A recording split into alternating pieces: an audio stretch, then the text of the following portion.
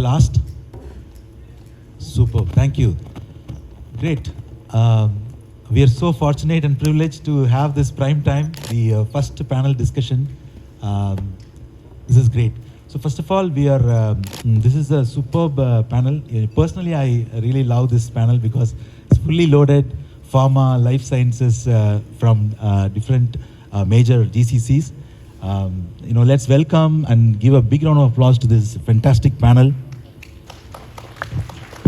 We have Shikhar Prasad from Novartis. We have Harshada from Eli Lilly and Company.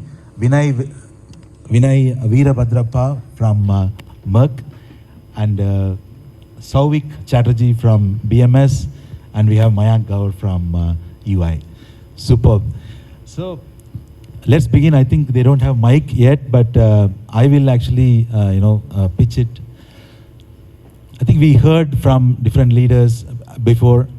We are in the journey of the GCCs. Already evolution is happening from 1990s. People have, without even the name of the GCC, people have come like Texas Instruments, GE, DE, Shaw, and then we were talking about Eli Lilly itself. I mean, it had a presence way long back in 1990s itself. So there has been an evolution in terms of the GCCs. And now there is one more evolution which is happening, which is around the AI itself, right? We have been doing a lot of digitization, and then there is automation, there is intelligent automation, there is basic usage of AI, and then slowly we are actually moving towards agentic AI. And then this topic itself is a very advanced topic in my opinion because it's very forward-looking. We are talking about autonomous, scalable systems. It's actually very forward-looking in my opinion because Zinnov and NASSCOM report, there is a report, GCC Value Orbit report, which recently released. They say that 0% of the GCCs are AI native. AI native is 0% GCCs. And on the other hand, ANSR report actually says less than 5%. So pretty much very minimal in terms of the AI native GCCs. So we are not yet there. And our title is actually, this panel and this topic is actually very spotlight on that. Because exactly we are talking about that. We are actually talking about how we will actually get there to this autonomous space, right? Autonomous AI. So that's the part of the discussion. And I think we'll go ahead with the discussion. That's what we're going to talk about. And it's going to be very value add for all of you in this team. So let's begin actually. So we already introduced, let's do a couple of rounds of, couple of rounds. In that first round will be, I'm going to go all across the table. I would like to ask right now, as I was saying, there is an evolution, right? We are actually going through different things, automation, intelligent automation, basic AI usage, AI integration. Now AI native is our way to go. Where are we today? Where are the most GCCs today? Is one round I would like to ask all of you because you are from different companies, different GCCs. So it will be good to hear from all of you. Where are we today? And we have a very good time, like 40 minutes. So you can actually explain about it. So where are we today? So we can actually, okay, you have a mic. Go ahead. Hello, everyone.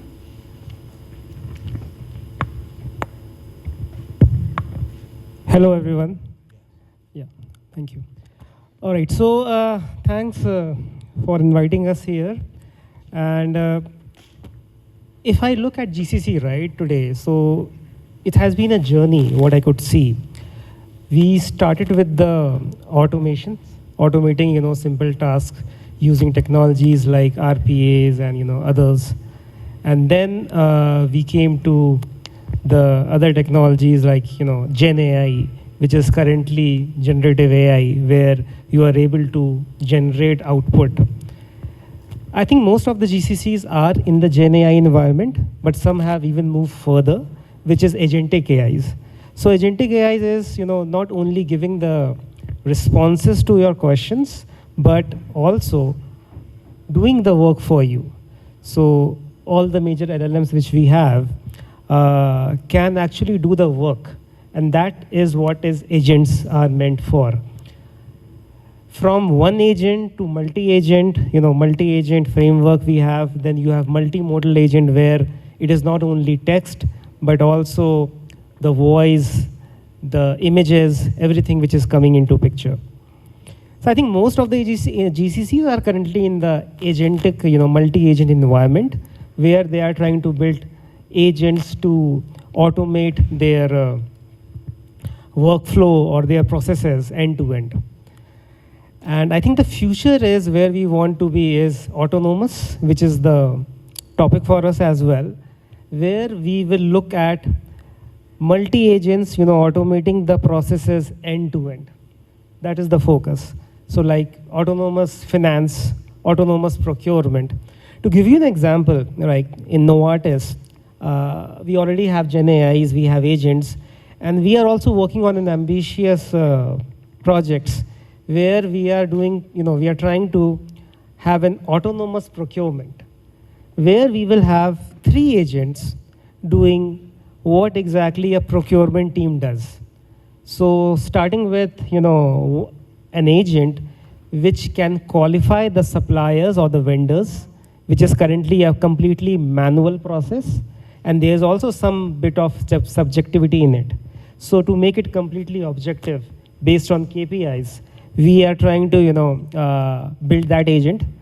Then we have another agent which is like negotiation agent, which can talk to the supplier. So this is currently in a POC mode. It's not fully deployed yet, but it's a very ambitious project because, we are trying to automate it from end to end, and it will be fully autonomous. So the negotiation agent will negotiate with the suppliers on the rates and all those things. And finally, once this is done, then we have the deal contract, contract shaping agent. So everything starting from supplier qualification to negotiating the deal to finally, making it happen, to be done autonomously, fully objective, no subjectivity. Thank you. So that is the future we are looking at, but that is very ambitious, and we also want to do it into different processes as well. But specifically coming to your question, I think most GCCs are currently into genetic AI as well as agentic AI phases. Great picture. Do they talk to each other? Yeah, of course. It's a multi-agent, and it's based on on the SAP framework. So yeah, but currently it is in the POC framework. Thank you. That was noted, and it is in pilot. You said that. So we'll go to Mayank Gaur from UI. So your perspective. Yeah. Sure. I mean, thank you, Shikhar, for a very comprehensive update. And I think my perspective is a little more a ringside view of how we get to observe various GCCs in various learning curve, evolution curve. I think maybe over and above what Shikhar just defined, I see the transition is largely happening from, like, the first wave was more around wave of personal productivity. I mean, all of us have had like copilots on our screen, on our desktop was a new thing a year back. Now everyone has it, right? So, but personal productivity somewhere I think collectively got very over-indexed. Now the transition is happening from that personal productivity game to more of a end-to-end organizational functional productivity.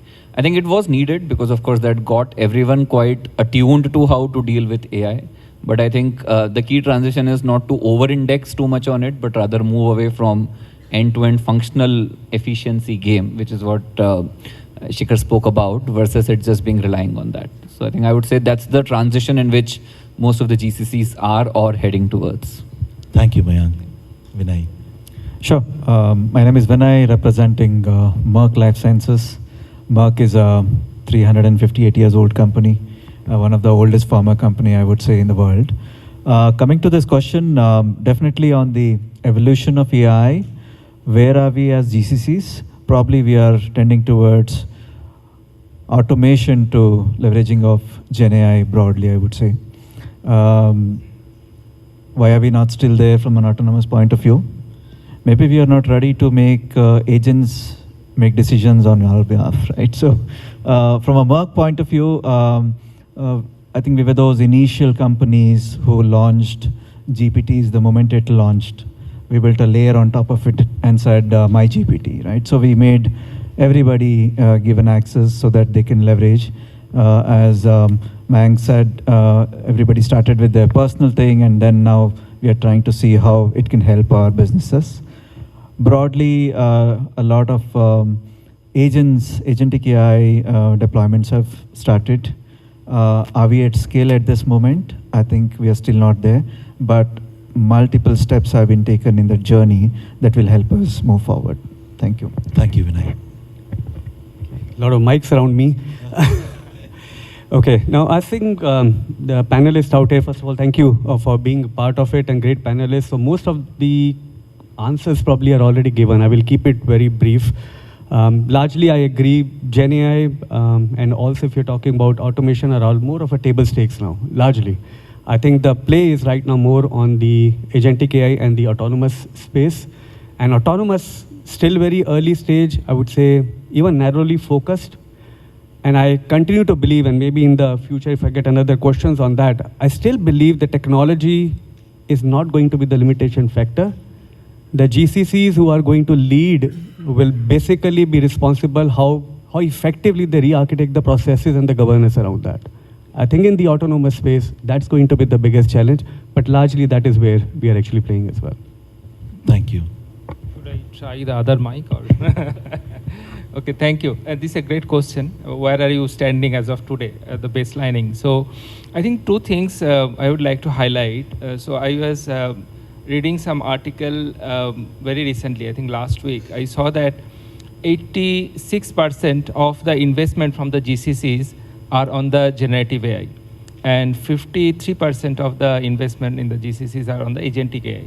So as you can see, that large amount of the investment in the GCCs are happening now around the AI, and as Raaj mentioned, that how we are moving from simple automation of making these things productivity improvement to as a workflow improvement or workflow automation thing. So that is the first thing. And the second thing which I would like to highlight is that another important thing where we are focusing on the GCCs now in Hyderabad is our technological advancement and the talents, right? So if you see around Hyderabad, Bangalore, and in India, right? So we have a huge talent about the AI, artificial intelligence, and IT. That actually attracts a lot of the global GCCs to make the innovation. So it is not a simple execution, I would say, but rather than it is a complete change of the mindset that we have to take the ownership and we have to build and modify the workflows. So that is where we are standing today. Thank you. Great. Thank you all for this first round. Since we are though we are talking about very high-level strategic discussion, I would like to touch upon technology aspect with Shikhar for the technology audience quickly. What are the technologies, I can give them a mic as well. What technologies will make autonomous AI possible? Because it's a little forward, right? So. Yeah, sure. So see, I think the starting point is the LLM, which is your foundational model. It can be any LLM, depend on the use case. So maybe ChatGPT, Claude, or whatever. That is what I call the brain. But only having the LLM will not suffice. I think many of the organizations are not ready. And the key here is the data. The data is not clean.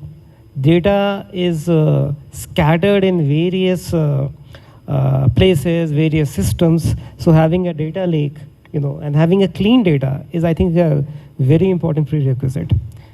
Then beside this, you have to have the infrastructure, which is also missing, which can, sustain these AI models and all.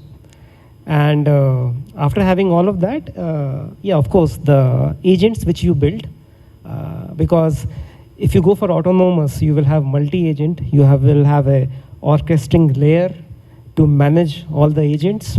So that is important. Then I think integration is also very key. How do you integrate all the systems together? And since I am leading the compliance part, I think the governance is also very key. The people should trust the system. Then only, the adoption will be there. So the governance framework and how you will ensure that it is a responsible AI, I think that is a key part. I think, these are the basic technologies, and then, yeah, it depends on the use case to use case. Sure, thank you, Shikar. I think, see, if this is a very important narrative which just Shikar said. So if you are looking for a job, or if you are reskilling yourself, you are upskilling yourself, if you are looking into the industry, there is whatever Shikar said, he talked about data work, right? There is so much to do. So there is so much to happen in the data cleanup, data integration he talked about, governance he talked about. So much work is there, and then transformations. A lot of AI transformation is also going to happen. So future is actually bright with so many opportunities. More work is there. It's not, I mean, we should not get that picture that, we are going into an AI world. It's actually going to open more with the words he just said. Having said that, I think we'll move to the business aspect, right? What are the business use cases? What are the business use cases which needs to be solved in order to go towards the autonomous AI? That's something we would like to explore, to ask specifically, what business problems should AI solve first in order to move towards the autonomous AI? Where are you seeing the biggest business impact? Both problems and also what are the business impacts in terms of the autonomous AI work? So I'd maybe request Harsh and Vinay. Maybe. You want me to start? Okay. So again, it's a great question, and probably my answer, if I reflect back, would be very different 2 years back and what I'll give today. And I'll be honest about that. We are in that world. 2 years back or a couple of years back, when we look at our value cycle or any organization, pharma, we have discovery, research, manufacturing, commercial space. The question was, where do we go first with AI? I think the question now is, where shouldn't we go after? Is there anything left where the AI is not applied? But having said that, so AI is going to be embedded in all the business processes and transformation. That's a reality. We cannot shy away from that. Without going into a lot of technical details, one of the other debate is, should we go after the productivity or the transformation? Productivity is more about speed. But I think the true value, if you want to get, is going to be the transformation around the processes. I'm thinking about a situation where, we talked about procurement example, manufacturing example, where the processes are probably embedded from 4 or 5 different areas, and in each of these stages, there's a person executing the task. That is what leads to an end-to-end process going around. If that dynamic changes today, and we have an end-to-end transformation done with AI, what it actually means is, it's going to be autonomous. People are not going to execute it, but people are going to validate whether that has been done rightly or not. So I think, to answer your question, transformation, that is going to be the true transformation. Can we converge the multi-step, multi-system processes into one, and then use that capacity to build onto new capabilities and value generation for the organization? That will be a true transformation which AI can bring on the table. And that's where we are going after. Great. Thank you. I can add to what Harsh said, right? So broadly, if you look at the AI, how it is supporting today, when we look at the value contribution, we look at it from 3 levels, right? So level 1 is definitely your efficiency or the time that you save. Level 2 is broadly into how AI is helping to make decisions faster, better, right? And the level 3 is broadly now looking into, as Harsh said, how do we redesign the whole process systems so that end of the day, we meet 3 major things, right? 1, can we be up in the ladder when it comes to our competition and the market? 2, how do we ensure that customer excellence is kept in the forefront? End of the day, customer is at the center, and if you can build your autonomous systems around that to make sure that your customer gets what he or she needs, I think that fulfills the business requirement. 3rd important element is, how can I be more productive, focused, and how can I be more operational excellence? That continues to be our journey, and we will continue on the journey. Thank you. Thank you for the business insights on this topic. We are actually using the autonomous word. Do you know what that means? Actually, it is a very scary thing. Where we are talking about autonomous means automatic, like no human involved, right? So that's something we are actually using, and then we are talking about. We are booking a bus. 2 days back I booked a bus for my daughter. Somebody, there was a call which came, man, And when I answered, I thought it's a person, but it was an automated voice actually. It's an Indian accent or probably local Telugu accent, English speaking. But later I realized it's not a person. So that is how it is. And then later, I think in future what will happen is bus also will come and then there won't be a driver. Today driver is there. There is somebody to pull the luggage and put it inside. But that also will not happen later on. That is the scenario we're talking about autonomous. So for some people it might look scary, for some it might be cool. So that is where my question is. Next question is about, we're talking about fully automation, and where is the trust? Are we trusting? Is there a human in the loop? Where is the governance? Where is the compliance? Will there be a responsible AI? Are we building a responsible AI? When we build a system, are we thinking about is it going to be responsibly designed? Will it take care of us? Will there be a danger? So that is where I think my next question is about trust and governance. Autonomous systems require trust. How do you balance innovation, trust, governance, and compliance? I think maybe I will ask this question to Shikha to start with. Thank you. So I think, since I come also from AI compliance, so compliance or governance should not be an afterthought. It should always be baked in. And it's not like, balancing the innovation or AI speed with the governance. Governance or compliance is never given. It is a mandatory, thing to make your AI trustworthy. And if AI is not trustworthy, people will not adopt it. So making a model is not difficult, but definitely getting it adopted. Adoption is very difficult. And to ensure the adoption is high, the AI should be trustworthy. So what all things you mentioned, like even the loop, the controls, the governance, all have to be there for the AI to be deployed. So I think, we have the most comprehensive AI compliance framework, which is the EU Act of AI Act of 2024, which actually also what is follows, which has multiple controls, which we need to suffice, which we need to ensure that those are met. And there's always a risk-based assessment, because not every AI use case should be assessed with the same way. Some are high priority, some are critical. Like the autonomous one, it's very high priority, risk, risky use case. So there you have all the controls applicable. And one more thing is that, whatever responses AI is generating should be transparent, can be explained, should be unbiased, and there are so many things which needs to be followed. And if they are not followed, right, even if you have built a fantastic agent, that will never be. Or if it is deployed, your auditors will catch hold of it. People like EY will catch hold of it. So it is mandatory that the trust is built in the design. It's not in design, it has to go hand in hand. Okay, and then I think I understand the seriousness of it, because with all the life sciences, we touching lives, it's very regulated environment. You want to learn this. So you want to share your opinion? Yeah, very well summarized, Shikhar.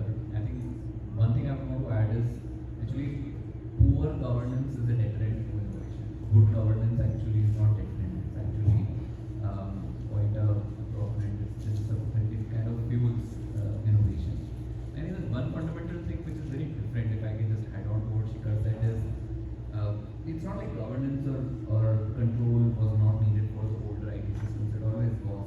But I think the most fundamental difference in agentic or autonomous system is that you need it in the real time. And when I speak from the internal control, of course, my organization has a strong practice around it. The audits invariably have been post-facto. Like you take a sample of what happened, analyze, etc. You can't afford to do that now because you need it in the real time. And I think that's what Shikhar said, and I totally agree. It has to be designed for right in the beginning. And the second difference this time is the earlier tech, the governance was more around, nobody should tinker with the code. The deployment should happen as per practices, the outcome should be as per the guidelines. But now, because the agent is doing decisioning and not doing, you have to govern the decision and not the action. And hence the whole thing around guardrail becomes most important. That have the guardrails being governed well and let agent have its freedom to do it. I think what I see in practice happening is we beat that AI to make it deterministic by locking prompts, making it so rigid. Then at the time becomes that why are you using an AI system which can very well do a deterministic script for it. So I think an autonomous system has to be there autonomous, but govern the decision framework around it. That's the thin line. Thank you. In fact, we talked about governance, in that we mainly mentioned about decisions. So, are we talking about this transformation? Is it only a technology transformation, or is there anything to do with the leadership? Right? I mean, we talked about decisions. So, whatever decisions being taken by the leaders, that is going to impact the whole thing, whatever we are going to build. So, I want to connect this next point. Mayank, thank you for that. Is this a technology transformation or a leadership transformation? So what should leaders do differently from now? Because we are going to do something totally different. Whatever we have been doing so far is digitization. We have been doing a lot of projects to change things into digitalization.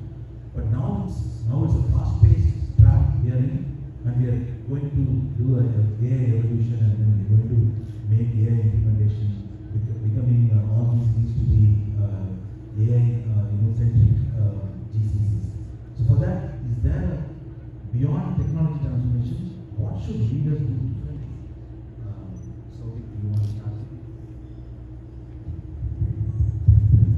Okay, so I think there are three main things in my opinion we should do as leaders. So the first thing is that we should give a psychological safety to the people, because many times when we talk about automation, the people are very scared because they think that their job will be impacted, right? So the first thing we need to do that, we need to give them the confidence that their job is going to be changed. It's not that they're going to be eliminated in the process.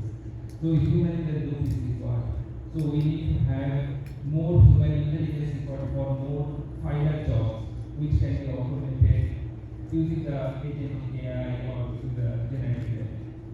That is one of the main responsibilities as a leader we should do. The second thing is that many organizations, and if we talk about the GCCs and the bigger organization across globe, there are many silos, right? So some part of the organization, as for example, license is a regulatory industry. Many times we will feel that here, so we have the regulatory compliance case to maintain. We have to have 100% compliance validation, right? So all these things are very important. But at the same time, how we can implement these automations and in favor of the business. Because if you see the different health authorities, like US FDA, EMA, even in our Indian authority, everybody is now started using the different kind of automations. So we in the pharmaceutical industry and the license industry can also use it with the guardrails. So as a leader, I think the second important thing is to set the guardrail. I think one of my distinguished colleagues just mentioned about setting up the guardrail so that we do not go misalign with the regulatory compliance part. And the third thing is that continuous training, right? Because I think what is, as for example, what we have learned 1 year earlier, now that is a new technology, right? So now I'm learning cloud, right? So everyone has to learn new things. Everyone has to get some opportunity to use these cases in their working environment, so that there will be these cases, obviously. But if we have the correct guardrails and psychological safety, then we can implement these, and I think that is our responsibility. Thank you, sir. Psychological safety, guidelines, and continuous learning across the board. Sure. To go back to your question, is it technology transformation or leadership transformation? I think it's more of leadership transformation, I would say. The reason I would say is, I think there used to be days where the leader should know everything, right? So I'll tell you what to do and you get it. I think one of those days where leader comes with this technology expertise. Now I think leader is expected to provide an environment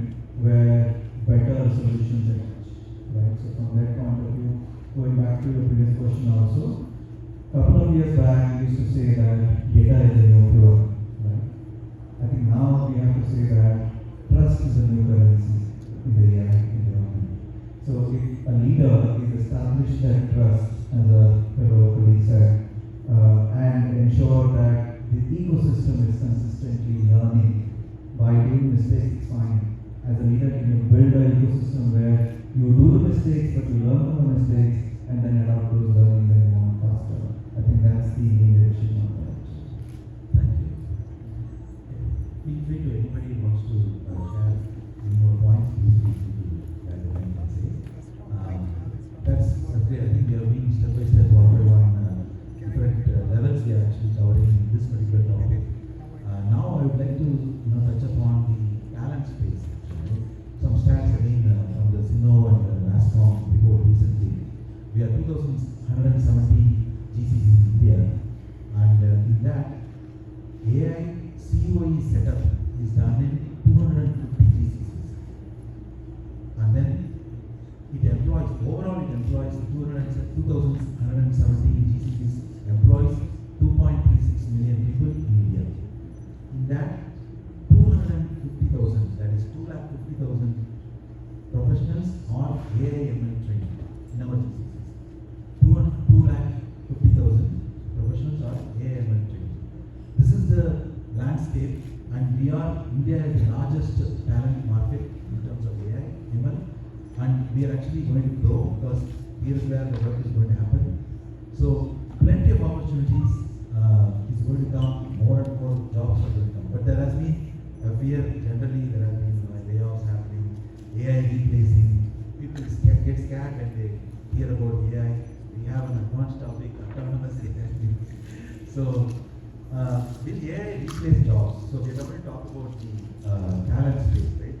Will AI replace jobs or redefine jobs?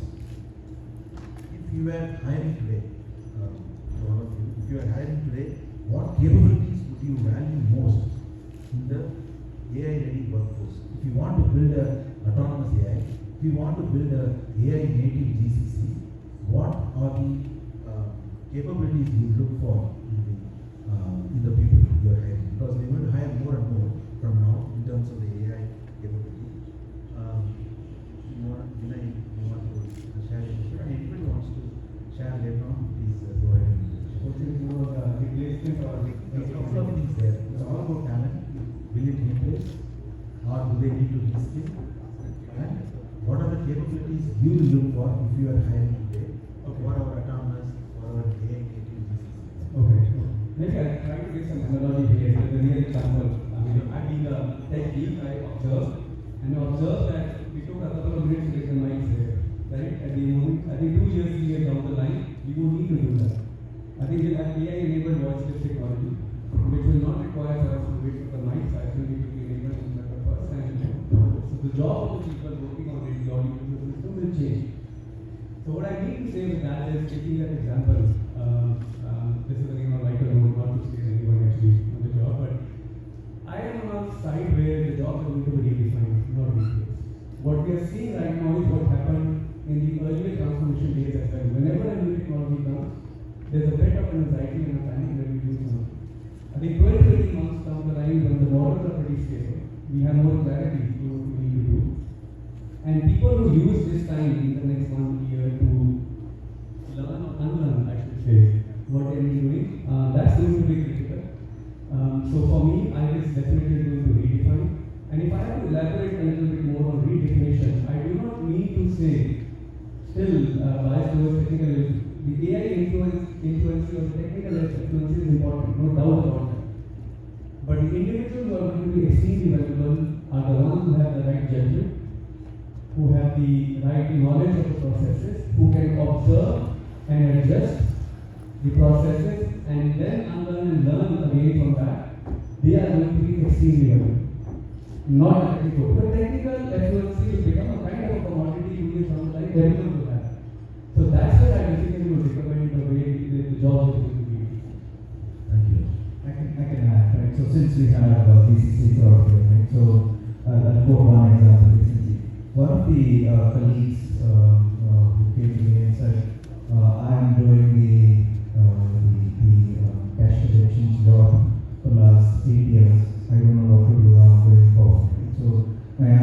was like, that's brilliant because you know the cycle of order to cash. Now, can you learn AI element on top of it and become the so-called need of a techno-functional capability rather than sitting there and thinking what next, right? I think that's the need of the hour, right? So we need more techno-functional capabilities in our workflow systems. If somebody comes and says, I've been there in the supply chain, so can I apply for a role within the AI? I'd be more than happy to get such a person who has the functional knowledge, learn AI capabilities and contribute rather than somebody who knows only technical. Right? So keeping the future hiring point of view, what capabilities do I hire if I need to hire from outside? I would more focus on the behavioral aspects, right? So can this individual bring more curiosity aspect? Can this individual learn faster than other, right? Because a lot of capabilities of coding is provided by your AI systems itself, right? So can he or she brings in the ability to adapt and have a business knowledge? I think these are two capabilities that I look for in my clients. Thank you very much. So if you see, there are two takeaways from what Harshan Vinay said. They are talking about two things here. One is becoming more and more human. So they use some words like judgment, observation. These are some more human words actually. So curiosity. So these are, we can have to become more and more human. That is one aspect. The second aspect which they mentioned also is there is this T-shaped. It is not anymore I-shaped skill set. It's about T-shaped skill set. That is what, in other words, they said. There has to be a specialization in one aspect. You have to be a master in one, and then have a wider understanding and be more human in our workplace. Then we can actually make our place in wherever we are, and we can also find opportunities. And that's what they kind of mentioned. So we kind of getting to the next stage. I would like to throw this question: what will GCCs look like in 2030? Maybe Souvik wanted to say something. He has put his mic. So. Yeah, it's a perfect question for everyone. So if I can try it. So I think the first thing is that the market review that is going to be in place every day.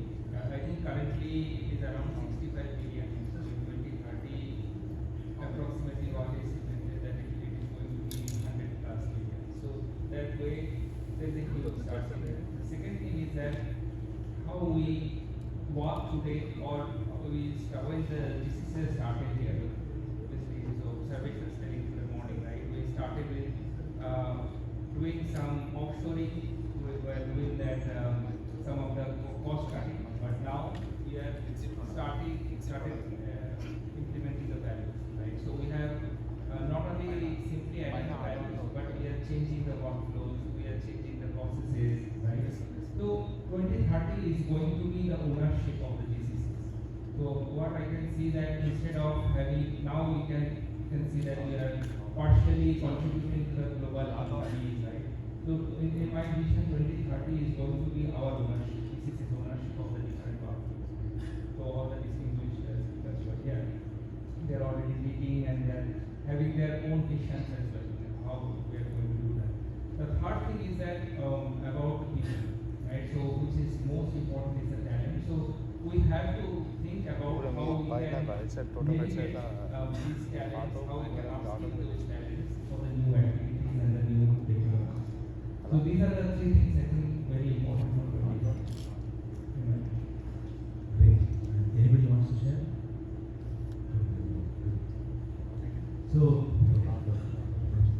I just want to add, I think we moved in the evolution journey. We were focusing more on efficiency as a class, then moved to capability as a class today. And I think by 2030, probably we move into intelligence as a class. So being in India was only focused on, can I get the work done in cheap labor to today capability. And tomorrow I would say a lot of innovation comes out of India and intelligence comes out of India. perfect.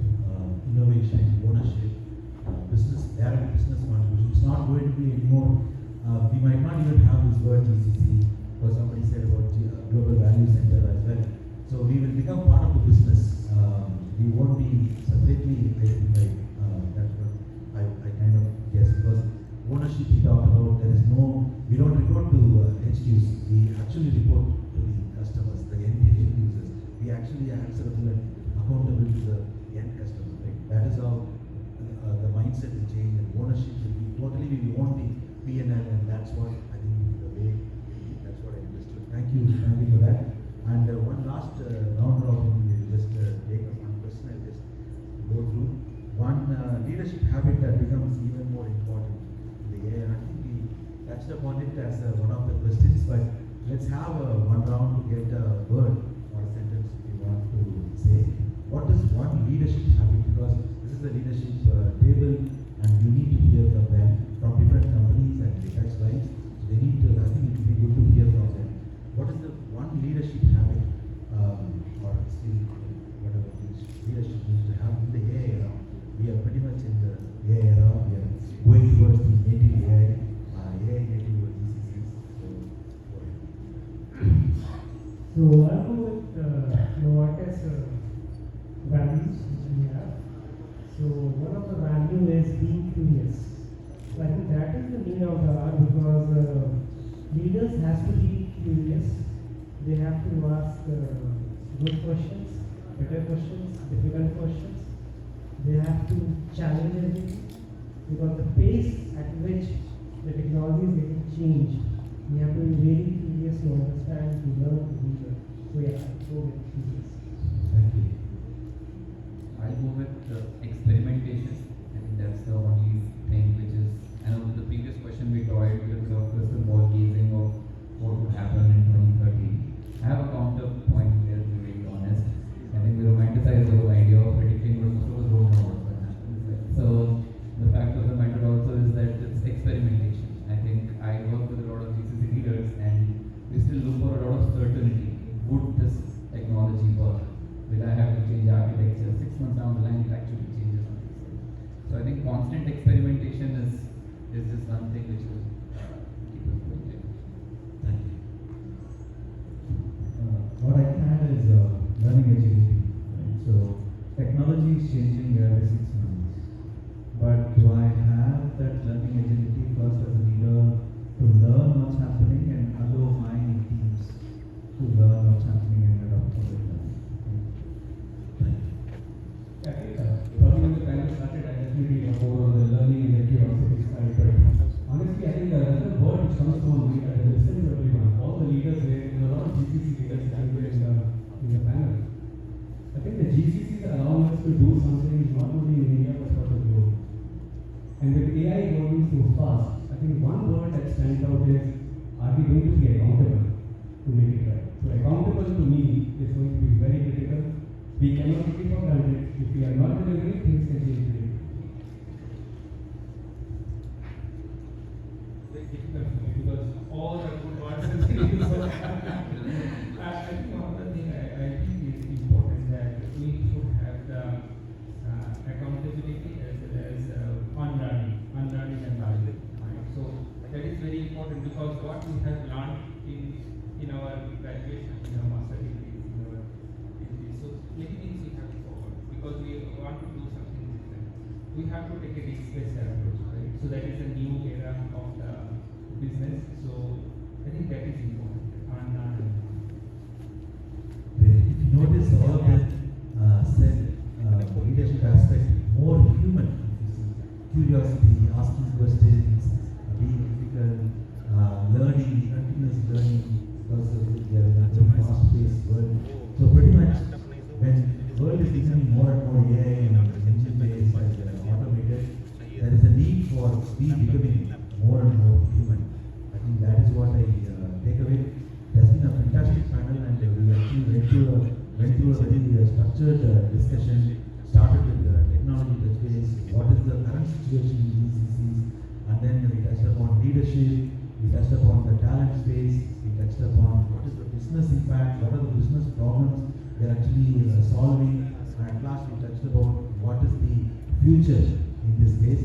And I think it's very exciting, future is very exciting. We are going to do more and more things, opportunities going to be more. As I attend more and more events, I see that huge opportunities opportunity ahead, so many problems to solve for all of us. It is so optimistic for me, and it has been a fantastic time. Let's give a round of applause for the great panel we have. Somehow, I think the depth of the applause is not there actually. Can we have somehow round of applause, please? Thank you, thank you, everyone. Fantastic. Thank you very much. We can have time for questions from audience or we can do that. Okay. Anybody wants to ask questions? Please, Mike.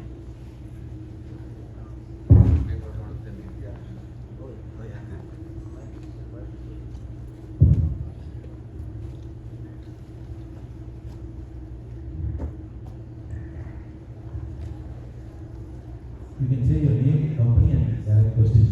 Who you want to ask, also is fine. Yeah, this is Diwakar from DamnRight.DamnIT. Because most of them are from pharma, we spoke about everything, and we are moving from global capability centers to global value centers where R&D and innovation is becoming a dialogue. I just wanted to that part is missing. Anything kind of initiatives as pharma is moving from cure to preventive and longevity. Is there any of the companies part of R&D or innovation so beyond this process automation? The whole core functions are changing because of the AI and the technology. So is there any insights that you companies are working on new innovations? The question is, we are all from, all of the panel members are from life sciences and pharma. What are we doing in terms of innovation and R&D from the GCC space? Okay, from a GCC perspective. So the question is related to GCC or outside overall as well, right? Okay, I'll try to answer and then of course the panelists can also add. So a lot, I think I started, one of the response that I gave to the question was, it's not about where to apply AI. AI is getting embedded in everything that we're doing. And drug discovery is the first element of our flywheel in the pharma world that we get into. And I think you have heard the news now, companies like Weekly and a lot of other pharma companies like them, like Roche as well, they're investing a lot in the NVIDIA supercomputers, probably to change the dynamic of how we drug discovery. If some of you are familiar with the cycle, it takes like 8 to 10 years for thousands of molecules to come down to one particular molecule which becomes successful. I think the whole game is going to be how we can accelerate that journey, because every day we save is possibly going to save the life of a patient, which is dependent on the drug. So I think there's a lot of focus happening in the entire society level, I should say. So there, and particularly the panel that you have out there, Merck and the other companies that we're talking about, they are in the innovation industry. So I can definitely tell you we are all involved.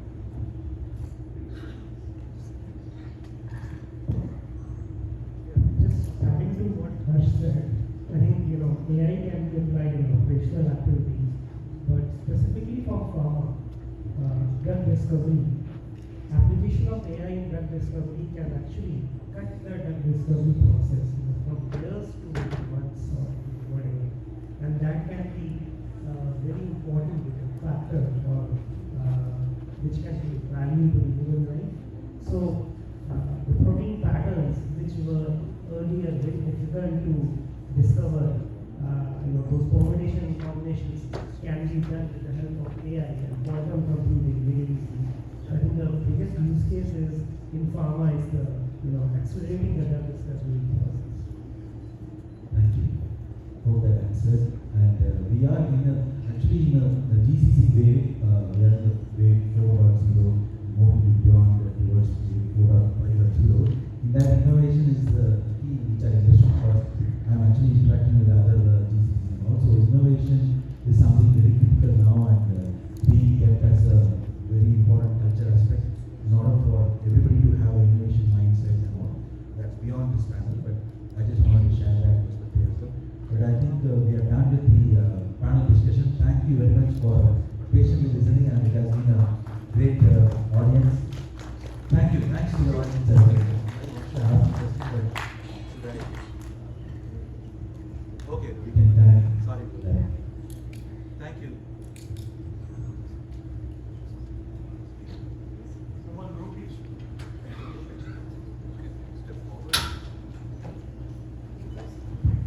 Request the panel to kindly come forward for the group photograph.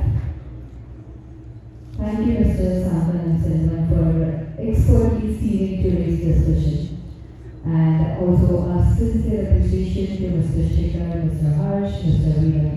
Veerabhadrappa, Mr. Sovic Chatterjee, and the Mr. Mayan for sharing such insightful perspectives on the future of AI.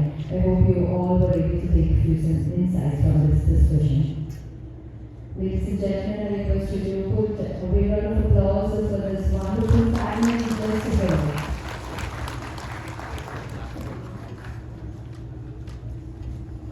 And now I'd like to take this moment to appreciate the contribution of our sponsors. So firstly, we would like to call upon Mr. Amit Srivastava, the co-founder and CTO of Constance AI India, to accept our token of thanks.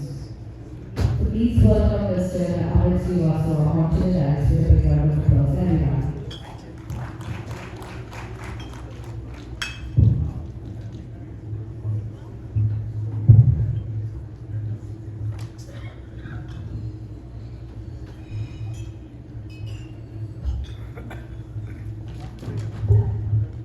So here we have Mr. Amit Srivastava from Constance. Please put your hands together and let's appreciate this contribution that towards the basic level. Alongside